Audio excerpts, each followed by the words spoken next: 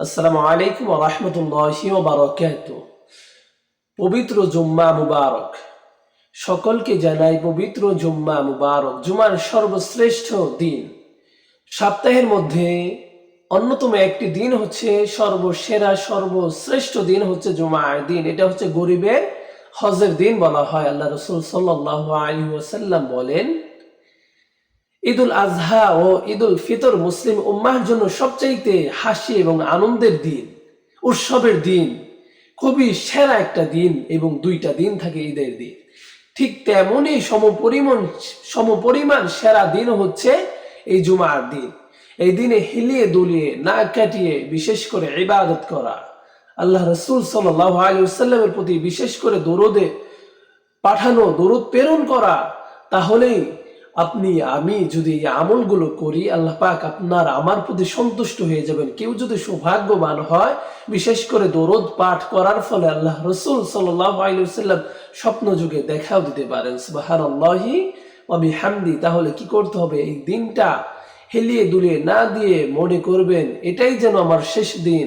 এই দিনেই আল্লাহ পাক এমন বরকতময় করেছেন। এই দিনে হযরত আদম আলাইহিস সালাতু ওয়াস সালামকে আল্লাহ পাক সৃজন করেছেন এবং এই দিনেই আল্লাহ পাক তাকে দুনিয়ায় প্রেরণ করেছেন এবং দুনিয়া থেকে নিয়েছেন এবং এই দিনে কাল কিয়ামত অনুষ্ঠিত হবে।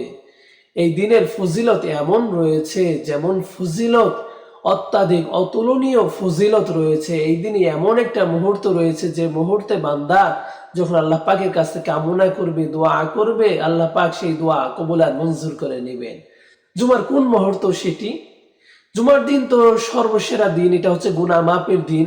এই দিনে আমার উচিত হবে আল্লাহ পাকের কাছে বিশেষ করে তাওবা করা, ক্ষমা চাওয়া, দোয়া করা, মিনতি করা, আকুতি করা।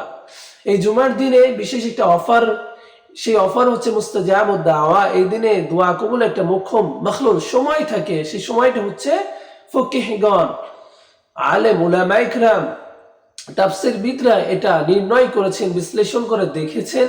এই মুহূর্ত হচ্ছে আসরের পর থেকে সূর্য অস্ত যাওয়া পর্যন্ত। সেই সময়টা আপনারা কি করবেন? বিশেষ করে দোয়ায় মশগুল থাকবেন, দোয়া করবেন।